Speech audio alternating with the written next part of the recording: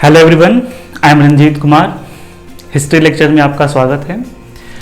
Class 7 की history है।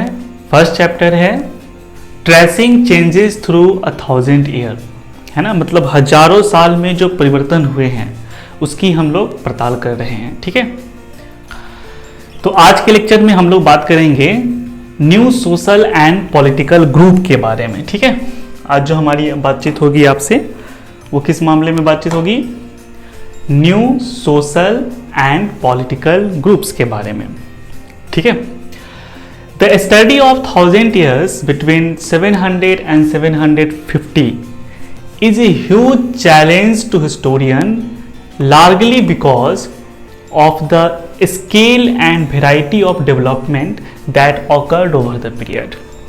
यानी ये जो 700 से 1750, 700 से लेकर 1750 तक का जो एरा है, यानी लगभग 1000 साल का जो ये एरा है या जो ड्यूरेशन है, इसकी जो स्टडी है वो हमारे हिस्टोरियन के लिए एक बहुत बड़ा चैलेंज है। और चैलेंज की वजह क्या है? क्योंकि इस दौरान मतलब काफ़ी परिवर्तन देखने को मिले, है ना। मतलब जो डेवलपमेंट यहाँ लिखा हुआ है, देखिए, the largely because of the scale and variety of development that awkward over the period. यानी इस पूरे पीरियड में जो वेराइटीज ऑफ डेवलपमेंट देखने को मिले हैं उसकी वजह से हिस्टोरियन को मतलब एक अच्छा खासा यहाँ पर चैलेंज मिल रहा है। ठीक है, इस पीरियड की हिस्ट्री को स्टडी करने में। At different moment in this period new technology made their appearance, है ना। तो इस दौरान क्या हुआ कि नई नई टेक्नोलॉजी भी आपके सामने आई। नई नई टेक्नोलॉजी सामने, जैसे कि एग्जाम्पल में दिया हुआ है कि पर्सियन व्हील। ठीक है, बात किसकी हो रही है? तो Persian wheel in irrigation. Persian wheel, इसको हिंदी में बोलते हैं रहट, है ना। तो इरिगेशन में रहट का इस्तेमाल किया जा रहा है। अब आपको सर रहट क्या होता है? तो ये जो तस्वीर दी गई है वो उसी पर्सियन व्हील की दी हुई है। ठीक है, figure 3 is the figure of what? Persian wheel, है ना। फिगर 3 जो है वो पर्सियन व्हील का ये इमेज है। अब इसमें होता है क्या, मैं बता रहा हूँ आपको। इसमें क्या होता है कि मतलब दो बैलों की मदद से मतलब सिंचाई का काम किया जाता है। बड़ा सा कुआं होता है और एक इस व्हील पर ये छोटी बाल्टी लगी होती है और मतलब दो बैल जो होते हैं वो घूमते हैं। ठीक है, ऐसे गोल गोल और ये व्हील नाचता है। ठीक है, और उसके नाचने की वजह से ये पानी जो है वो लगातार, ठीक है, ऊपर आता है। बाल्टी, बहुत सारी बाल्टियाँ लगी होती है इसमें, और ये बाल्टी जब ऊपर आता है तो फिर, और जब ये घूमता है तो फिर बाल्टी का पानी जो होता है वो मतलब एक बर्तन में इकट्ठा होता है और फिर वो बहते हुए खेतों में चला जाता है। तो ये पर्सियन व्हील का जो इस्तेमाल है वो इसी काल में आपका शुरू हुआ था। ठीक है, और उसके बाद जो हम बात करते हैं the spinning wheel in weaving, यानी जो कपड़े की बुनाई कताई है उसमें जो है आपका स्पाइनिंग जो व्हील है उसका इस्तेमाल हुआ, चरखे का इस्तेमाल जिसको आप कहोगे।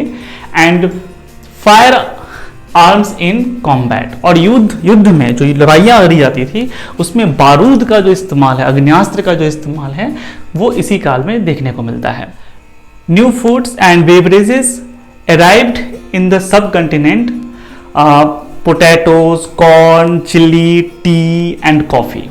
ठीक है, तो जैसे कि पोटैटो हो गया, कॉर्न हो गया आपके, मक्का जिसको बोलते हैं आप, चिलीज यानी मिर्च हो गए, टी एंड कॉफी, ये सब जो है ना इस समय आपके इंडिया में ये आया। ठीक है, बेसिकली जो पोटैटो है या फिर कॉर्न है, ये सब पता है कहाँ से आया था? ये सब आपको आया था अमेरिका से आपका इंडिया में पहुंचता है इसी समय, इसी दौरान।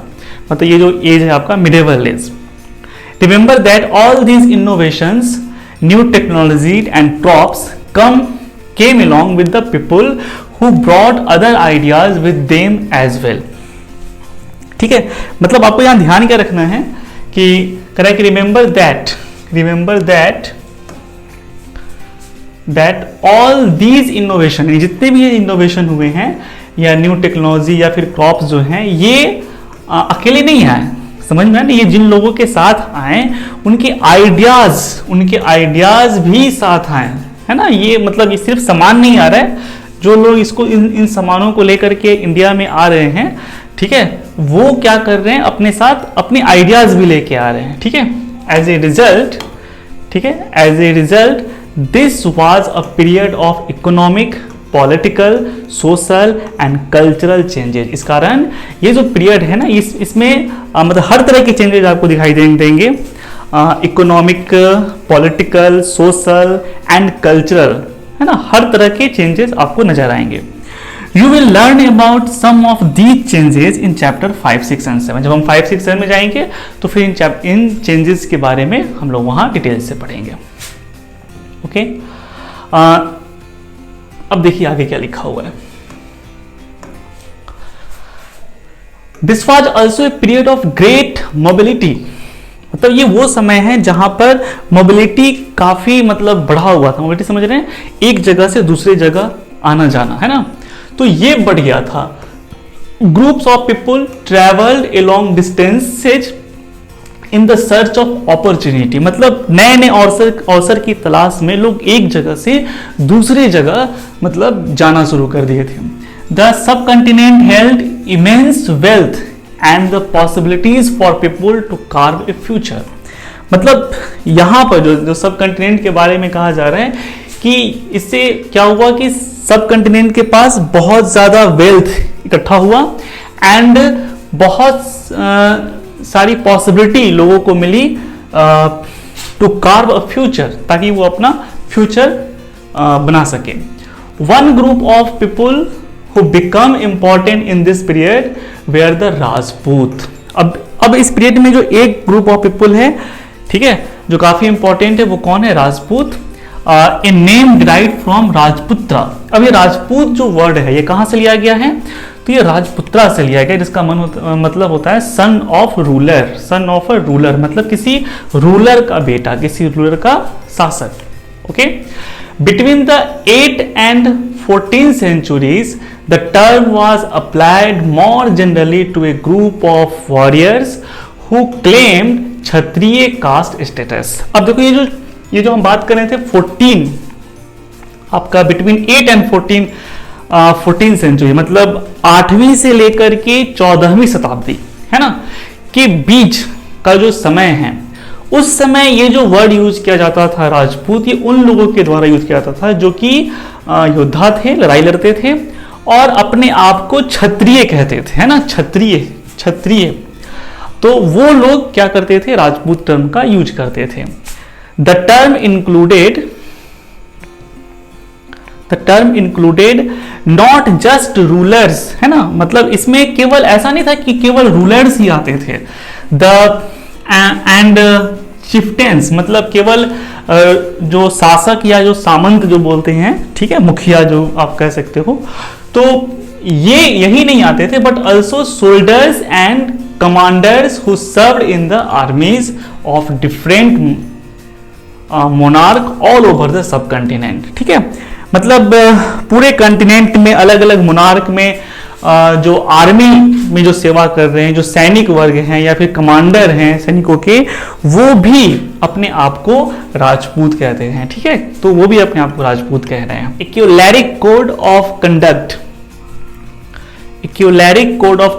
extreme valor and great sense of loyalty were the qualities attributed to Rajput by their poets and bards। तो कहने का मतलब ये है कि जैसे जो कोड ऑफ कंडक्ट है, ठीक है, वो extreme valour and great sense, extreme valour का मतलब हो गया पराक्रम जिसको बोलते हैं आप, and great sense of loyalty, मतलब जो स्वामी भक्ति है, ठीक है, स्वामी भक्ति है, उसका गुणगान कर रहे हैं। कौन कर रहे हैं? तो पोएट और birds, poet and birds. Poet मतलब कवि हो गए, बार्ड्स यानी वो हो गए, जो वो लोग हो गए जो राजा का की कृतियों को गुणगान किया करते थे। इनको हम लोग बंदी, हिंदी में बंदी बोलते हैं, बंदीजन। ठीक है, बस ये चीज हो गया। Equivalent code of conduct, extreme valour and great sense of loyalty were the qualities attributed to Rajput by their poets and birds.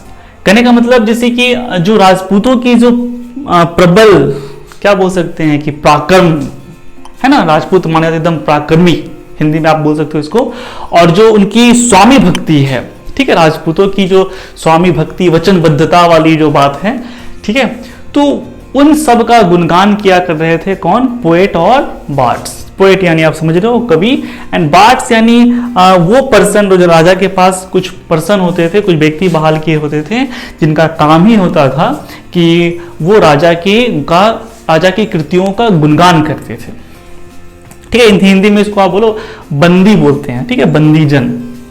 तो other groups of people such as Maratha, Sikh, Jat, Ahom, Kayastha एक कास्ट है जो कि इसका काम होता है लिखना और मुंशीगिरी करना, है ना, सेक्रेटरी वाली काम।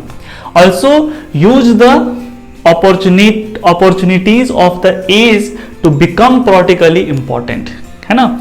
तो इन लोगों ने भी पूरी तरह से उस अवसर का इस्तेमाल किया और मतलब अपने आप को पॉलिटिकली मजबूत किया, ठीक है। Throughout this period, there was gradual clearing of forest and extension of agriculture, ठीक है। मतलब मैं जो बोल रहा हूं उसको समझिए, क्या कह रहे हैं कि एक मिनट, Throughout this period, मतलब इस पूरे पीरियड के दौरान there was a gradual clearing of forest and extension of agriculture, a change faster and more complete in some areas than in other। मतलब इस पीरियड के दौरान क्या हो रहा था कि जंगलों को काफी तेजी से साफ किया जा रहा था, ठीक है, जंगलों को काफी तेजी से साफ किया जा रहा था, कृषि को बढ़ावा दिया जा रहा था, ठीक है, क्योंकि जाहिर सी बात है राजा के पास जो टैक्स आता था वो किसान देते थे, और किसान तभी टैक्स देंगे जब वो खेती करेंगे। तो खेती करने के लिए अधिक से अधिक जमीन चाहिए, तो फॉरेस्ट को काट करके, जंगलों को काट करके खेती लायक जमीन बनाई जा रही थी ताकि एग्रीकल्चर को बढ़ावा दिया जा सके, ठीक है। एंड मतलब कहीं पे तेजी से हो रहा था, कहीं पे पूरी तरह से हो रहा था। Changes in their habitat forced many forest dweller to migrate. अब जो ये चेंजेस आ रहे थे उससे वो क्या था कि जंगलों में रहने वाले जो लोग हैं, जो वनवासी हैं, अब उनकी जंगलों को काट दिया जाएगा तो फिर क्या होगा, उनके रहने के लिए जो वातावरण है, जो इन्वायरमेंट है, ठीक है, वो तो खत्म हो गया ना। तो फिर वो क्या करेंगे, वहां से माइग्रेट कर जाएंगे, वहां से प्लान कर जाएंगे, कहीं और चले जाएंगे। And others started tilling the land and become peasant. और बहुत सारे ऐसे थे जो कि लैंड को टिल करना शुरू कर दिए। टिल करने का मतलब हो गया कि जुताई जिसको बोलते हैं, वो जोतना शुरू कर दिए एंड किसान बन गए। These new peasant group gradually began to be influenced by the regional market, ठीक है। अभी जो नए नए किसान बने हैं तो ये क्या है कि अब आसपास के जो बाजार है, मार्केट है, उससे प्रभावित हो रहे हैं, ठीक है। मार्केट से चाहे क्या बोल सकते हैं, chieftains and priest, monasteries and temple, इन सबसे इन पर प्रभाव पड़ रहा है। And they become part of the large complex society. और फिर वो जो जंगलों में रहने वाले जो लोग थे, जो नए नए किसान बने थे, वो अब इस कॉम्प्लेक्स सोसाइटी का एक पार्ट बन गए। And they are required to pay tax. अब देखो यहाँ से जो जंगलों में रहते थे तो वहाँ क्या होता था कि वन है, वन में आप बहुत सारे फल वगैरह हैं, फ्रूट्स वगैरह हैं, ठीक है, बहुत सारी ऐसी चीजें हैं जिसे बस वो तोड़ के लाए और खा गए, ठीक है, जानवरों का शिकार किए, खा गए, कोई टैक्स वैक्स नहीं है, कुछ भी नहीं है, ऐसा कुछ भी नहीं था, ठीक है। और अब क्या है, अब वो एक नए कॉम्प्लेक्स सोसाइटी का हिस्सा बन रहे हैं, जब वो नए नए किसान बने हैं तो फिर नए सोसाइटी का हिस्सा बन रहे हैं, फिर वहाँ उनको टैक्स भी देना पड़ रहा है। And offer good and services to local lords, okay. तो pay taxes and offer good and services, यानी आप इनको गुड्स देने पड़ रहे हैं, सामान देने पड़ रहे हैं, सर्विस भी देना पड़ रहा है टू लोकल लॉर्ड्स, जो कि उनके जो लोकल लॉर्ड्स हैं, जो मालिक हैं, जो राजा हैं, उनको सर्विस भी देनी पड़ रही है, ठीक है। उसके बाद फिर देखिए यहाँ पर आगे क्या कह रहे हैं, एज ए रिजल्ट, ठीक है, significant economic and social differences emerged amongst the peasants. अब इस तरह से मतलब समाज में आपको देखने को मिलेगा कि जो किसान हैं उनकी इकोनॉमिक और सोशल, उन किसानों में इकोनॉमिक और सोशल डिफरेंस आना शुरू हो गया है। मतलब कुछ किसान हो सकते हैं कि बहुत धनी हो जाए और कुछ जो हैं वो बहुत ही गरीब हो जाए, तो ऐसा आपको यहाँ पर देखने को मिलेगा।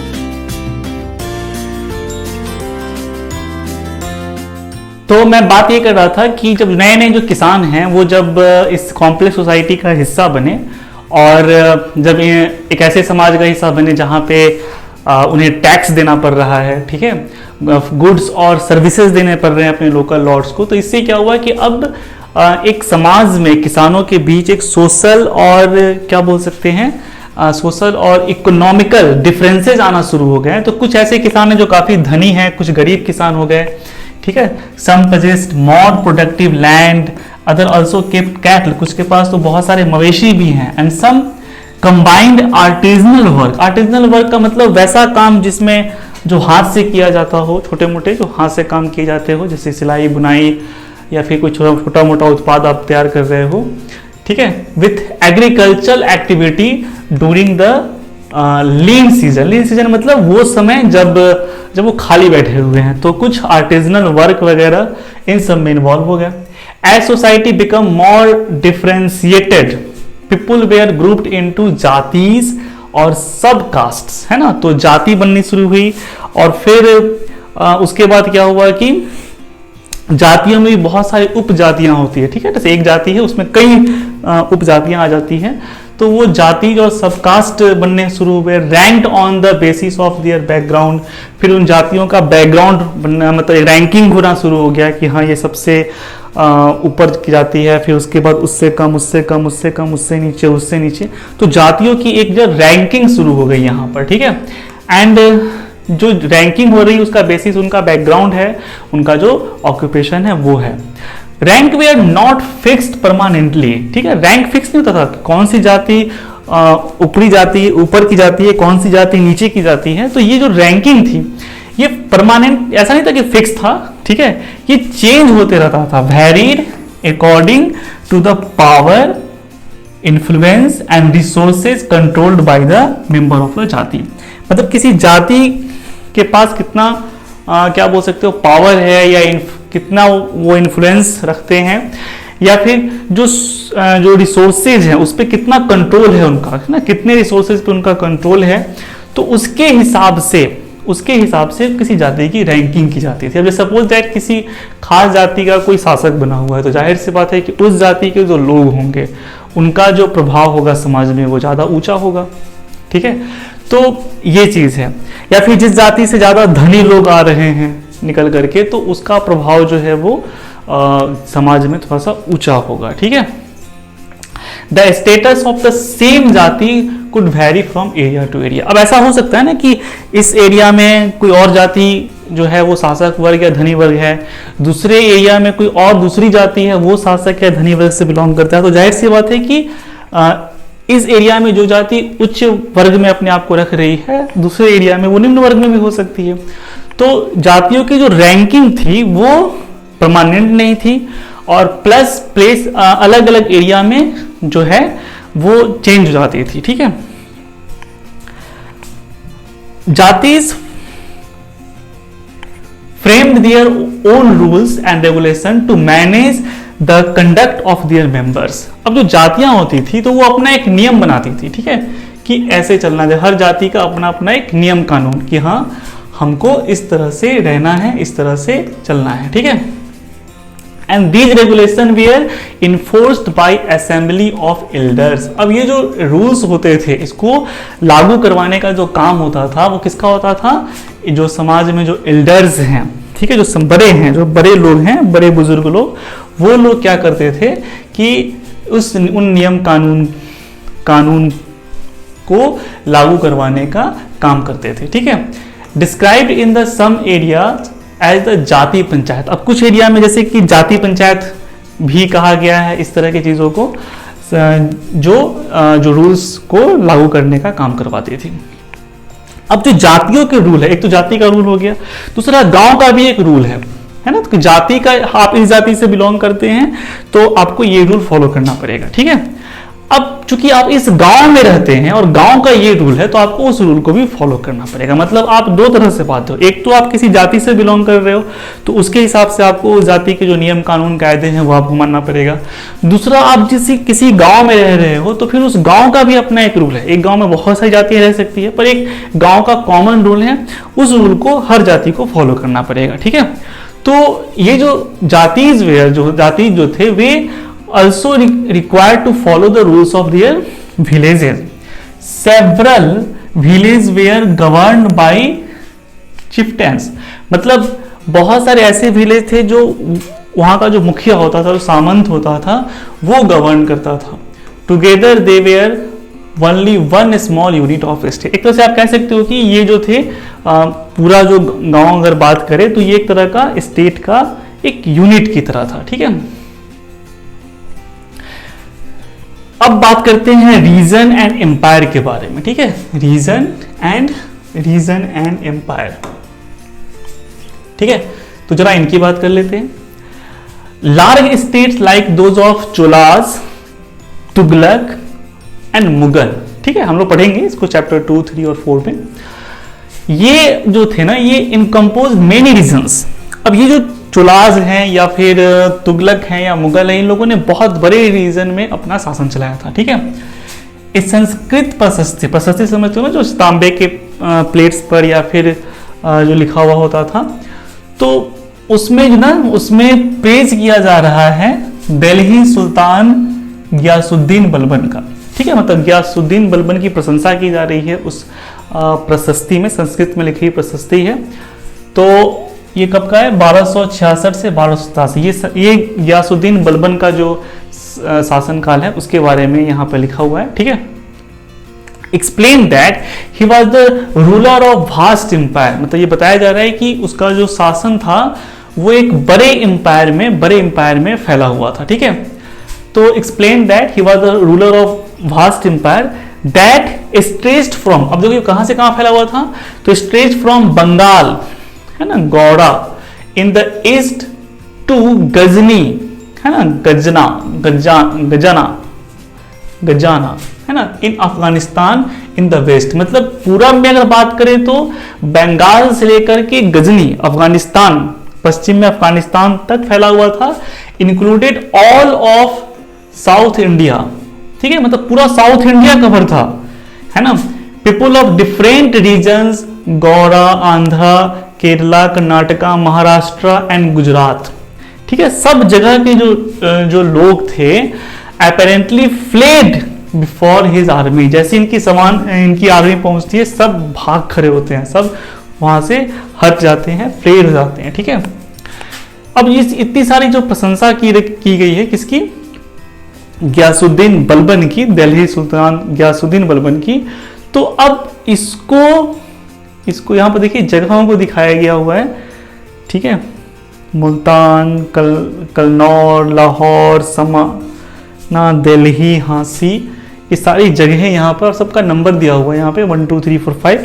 आप देख सकते हो कौन सी जगह कहाँ है। जैसे कि आपकी दिल्ली, ठीक है, 10th नंबर पर आपकी दिल्ली है, तो दिल्ली देखिए कहाँ पर मिलेगा आपको। ठीक है, 10वां नंबर यहाँ है। ठीक है, ये है आपका दिल्ली का। ठीक है, उसके बाद लाहौर 5वां नंबर देखिए, 5 किधर मिलेगा? ये रहा। तो ये दिल्ली है, ये आपका दिल्ली है और ये आपका लाहौर है। ठीक है, तो ये लाहौर हो गया। ठीक है, 5 नंबर यहाँ पर देख रहे हो। तो फिर आगे बात करते हैं हम लोग। तो हम बात कर रहे थे कि जो हिस्टोरियन है रिगार्ड दीज, ठीक है, regard these as exaggerated claims of conquests, है ना। मतलब वो ये समझ रहे थे कि, मतलब हिस्टोरियन की बात करें तो उनको लगता है कि ये जो सारी बातें की जा रही है ना, ये कुछ ज्यादा ही मतलब बढ़ा चढ़ा के नहीं होता है, अति, क्या बोलते हैं उसको हिंदी में अगर बोले तो अतिशोक्ति, कि बहुत ज्यादा कुछ बढ़ा चढ़ा कर कहा जा रहा है, ऐसा कुछ लिखा हुआ है। अब समझने की बात ये है कि at the same time they try to understand, मतलब एक तो उनको लग रहा है कि बढ़ा चढ़ा के लिखा है, फिर दूसरी वो सोचने पर ये मजबूर हो रहे हैं कि आखिर ये जो हिस्टोरियन है, जो राजा हैं, वो आखिर इतना बढ़ा चढ़ा के क्यों मतलब अपनी प्रशंसा करवा रहे हैं, क्यों वो मतलब सारे डिफरेंट डिफरेंट पार्ट्स पे अपना कंट्रोल का क्लेम कर रहे हैं कि सब जगह मेरा शासन है, सब जगह मैं राज करूं, ऐसा आखिर वो क्यों कर रहे हैं?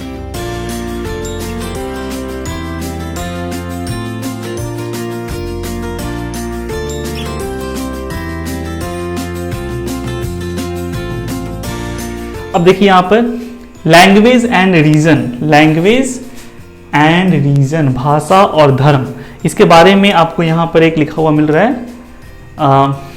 इन 1318 the poet Aamir Khusro noted that, ठीक है, आमिर खुसरो ने लिखा है 1318 में, क्या लिखा है देखिए, इन्होंने लिखा है कि a different language in every region of this land. अभी जो ये जो लैंड है हमारा इंडिया, इसके अलग अलग रीजन में अलग अलग क्या है, लैंग्वेजेस हैं, जैसे कि सिंधी, ठीक है, लाहौरी, कश्मीरी, उसके बाद है द्वार समुद्री, उसके बाद आपका ये साउथ कर्नाटका का लैंग्वेज हो गया, तेलंगानी ये आंध्र प्रदेश का है, उसके बाद गुजरी गुजरात का, माबरी यानी ये तमिलनाडु का है, गौरी बंगाल की भाषा, अवधी ईस्टर्न उत्तर प्रदेश का, एंड हिंदवी ये in the area around the Delhi, ठीक है।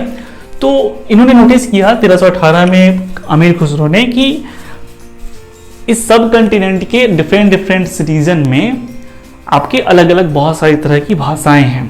Aamir Khusrau went on to explain that in contrast to these language, मतलब ये सारी लैंग्वेज होने के बावजूद देयर वाज संस्कृत, एक संस्कृत भाषा है which did not belong to any region, जो किसी रीजन का भाषा नहीं होता, नहीं, जैसे कि आपने यहाँ देखा कि गौरी कहाँ, बंगाल का, अवधी ईस्टर्न उत्तर प्रदेश का है, तो अलग अलग रीजन में अलग अलग भाषाएं बोली जा रही है, पर एक भाषा ऐसा है जो किसी रीजन का नहीं है। मतलब ये नहीं कह सकते हो कि ये बिहार का है या फिर ये बंगाल का है, ये सब जगह आपको देखने को मिल जाएगा। और ये जो भाषा है वो कौन सा है, संस्कृत, संस्कृत जो भाषा, और ये भाषा बेसिकली ब्राह्मणों की भाषा है, ठीक है। It was an old language and common people do not know it, only the Brahmanas do, है ना, ये बहुत पुरानी भाषा है, इसे आम लोग नहीं जानते हैं, इसे केवल ब्राह्मण, जो ब्राह्मण हैं जो वही जानते हैं, ठीक है। अभी आपको काम दिया जा रहा है कि एक लिस्ट बनाइए और language mention by Amir Khusrau, prepare another list of name of language spoken today in the region he mention. अब जिस क्षेत्र में वो जो भाषा दिखाई जा रही है, तो आपको ये काम करना है कि ये सारे क्षेत्र में जाकर देखना है कि वही भाषा बोली जा रही है कि दूसरी भाषा बोली जा रही है, ठीक है। Underline the names that are similar and circle those are different, और आपको पता है वहाँ पर नेमिंग कर लेनी है कि हाँ अच्छा ठीक है, अभी पहले भी यही भाषा बोली जा रही थी, अभी भी यही बोली जा रही है, तो ये नोट कर लेना है कि हाँ यहाँ इसमें चेंजेस नहीं हुआ, और यहाँ ये जो भाषा है ये बदल गई, पहले कुछ और भाषा बोली जाती थी, अब कुछ और भाषा बोली जा रही है, ठीक है। आपको दिखेगा कि बहुत सारी लैंग्वेज जो है वो उसमें चेंजेस आ चुके हुए हैं, ठीक है, ये चीज आपको। By 700 many regions already purchase distinct geographical dimensions, है ना, 700 साल तक, 700 आते आते मतलब 700 सी की बात हो रही है, तो यहाँ तक आते आते लगभग बहुत सारे रीजन्स की बाउंड्री तय हो गए थे, नहीं कि हाँ ये रीजन यहाँ तक है, ये रीजन यहाँ तक है, ठीक है। इससे पहले जाओगे, बहुत साल पहले पीछे जाओगे तो आपको पता चलेगा कि पहले बाउंड्रीज फिक्स नहीं थी, ठीक है। तो अब अब बाउंड्री फिक्स होनी शुरू हो गई है, distinct geographical dimensions and their own language and cultural characteristic. अब जो बाउंड्री फिक्स हो रही है तो उसका अपना एक ज्योग्राफी है, अपना एक कल्चर है, ठीक है, और अपना एक लैंग्वेज है। You will learn more about this in chapter 9। Chapter 9 में हम इनके बारे में बात करेंगे डिटेल से। They were also associated with a specific ruling dynasty. अब कोई रीजन है मान लो, ठीक है, तो उस रीजन का अपना कल्चर है, अपना लैंग्वेज है, सब कुछ अपना एक रहने एक सिस्टम है, ठीक है। लेकिन चूंकि वो रीजन एक बहुत बड़े साम्राज्य का भी हिस्सा है, जैसे मान लो बंगाल में अगर दिल्ली में बैठा हुआ जो मुगल एम्पायर है उसका शासन बंगाल में भी चल रहा है, आसाम में भी चल रहा है, आपका पंजाब में भी चल रहा है, तो सब जगह है। तो पंजाब का अपना कल्चर है, बंगाल का अपना कल्चर है, आसाम का अपना कल्चर है, साउथ में चले जाओ तो वहाँ उसका अपना कल्चर है, तो सबका अपना अपना कल्चर है। लेकिन जो राजा है, जो दिल्ली में बैठा हुआ आपका जो राजा है, मुगल राजा, मुगल एम्पायर, तो उसने एक सिस्टम बना रखी है कि कैसे शासन व्यवस्था चलेगी, ठीक है। तो उसका प्रभाव तो सब पे पड़ेगा ना, बंगाल में भी वो चीज़ लागू होगी, आसाम में भी लागू होगी, पंजाब में भी लागू होगी, कश्मीर में भी लागू होगी। तो इस तरह से क्या होगा कि एक कॉमन चीज तो आपको सब जगह दिखाई दे देगी, हाँ सब जगह ये चीज हो रहा है, क्योंकि उस लार्ज एम्पायर का इम्पैक्ट वहां पे पड़ना है, ठीक है। तो वही चीज यहां लिखा हुआ है कि there was considerable conflict between these states, occasionally dynasties like the Cholas, Khaljis, Tughluq, Mughals were able to build an empire that was pan-regional, ठीक है, spanning diverse region. Not all these empires were equally stable या successful. अब देखो ऐसा भी था कि जो बड़े बड़े साम्राज्य खड़े हो जाते थे तो ऐसा भी नहीं था कि मतलब वो इक्वली स्टेबल ही थे। अब जैसे खलजी और मुगल को ही ले लो, तो मुगल लोगों ने 1526 से लेकर के 1750 तक लगभग समझ लो आप, इन लोगों ने शासन व्यवस्था किया, ठीक है, इनका शासन रहा। और जो आपका खिलजी, तो ये तो आपका बस 1296 से शुरू हुआ, 90 से आप मान लो 90 से शुरू होता है, और फिर आपका क्या बोलते हैं 1316 तक जाते जाते खत्म, मतलब 26 साल में ये खत्म हो जाते हैं, ठीक है। तो इनका शासन तो काफी कम साल तक रहा, ठीक है। और जबकि मुगल का काफी ज्यादा समय तक रहा, तो सब इक्वली, ऐसा नहीं था कि सबको इक्वल टाइम मिला हुआ था। और प्लस सब ऐसा भी नहीं है कि सब परमानेंट वाले थे, ठीक है, सब परमानेंटली या इक्वली स्टेबल भी नहीं थे। अब जैसे कि एग्जांपल में आप बोला जा रहा है कि कंपेयर करना है किसको, खिलजी और मुगल डायनेस्टी को, तो आप कंपेयर कर सकते हो अपने बुक्स में, नेक्स्ट पेज खोलकर आपको वहां दिख जाएगा, ठीक है।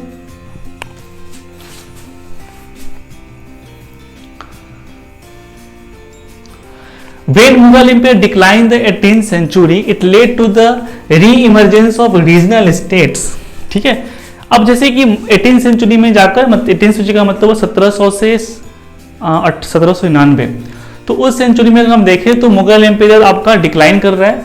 और जब डिक्लाइन कर रहा है तो फिर क्या हो रहा है कि नए 1700 के बाद की कहानी है कि जब मुगल एम्पायर, औरंगजेब के बाद ना मुगल एम्पायर एक तरह से डिक्लाइन करना शुरू कर दिया, ठीक है, क्योंकि कोई भी ऐसा मजबूत शासक या स्ट्रॉन्ग शासक नहीं हुआ जो पूरे मुगल सल्तनत को संभाल सके, ठीक है। तो हुआ क्या कि छोटे छोटे जो रीजनल स्टेट्स है वो बनना शुरू होते हैं, वो सामने आते हैं, छोटे छोटे जो शासक हैं वो अब उठ खड़े होते हैं, ठीक है। But years of imperial pan regional rule had altered the character of region, पर इतने साल तक जो एक बड़े साम्राज्य का ये हिस्सा रहा है, छोटे छोटे राज्य, तो वो उसके प्रभाव से बच नहीं पाए। ये अलग बात है कि उनका अपना जो कल्चर है वो तो बना रहा, लेकिन वो सब बड़े साम्राज्य का जो कल्चर था वो भी, ठीक है, इन पर अपना इम्पैक्ट डालता है। और ये सब पता कैसे चलता है, तो across most of the subcontinent the region we are left with the legacies of the big and small states that had ruled over them. This was apparent in the emergence of many distinct and shared traditions, है ना। आप बहुत सारे देखोगे कि कुछ बहुत सारे ट्रेडिशंस जो है कि अलग अलग हैं, और कुछ आपको दिखेंगे कि नहीं सबका लगभग एक जैसा है, तो उससे समझ में ये सब आ जाता है, ठीक है। In the realms of governance and the management of the economy, elite culture and language, इन सब में आपको ये चीज देखने को मिलेगा, ठीक है। Through the 1000 years between 700 and 750, the character of different region did not grow in isolation, ठीक है, क्योंकि इतने साल, काफी लंबा समय, 700 से लेकर 1750, तो इसने समय तक तो वो अछूता रहा नहीं होगा ना कोई भी रीजन, तो जाहिर सी बात है बड़े साम्राज्य का हिस्सा बना तो कुछ ना कुछ इफेक्ट तो पड़ ही जाएगा। And these regions felt the impact of larger pan region force of integration without ever quite losing their distinctiveness. मतलब कहने का मतलब ये है कि इन लोगों ने अपना जो चीज है, अपना कल्चर जो है उसको तो बनाए ही रखा, लेकिन उस वास्ट कल्चर का भी वो हिस्सा बन गया, ठीक है। नेक्स्ट वीडियो में हम लोग फिर इसके आगे बात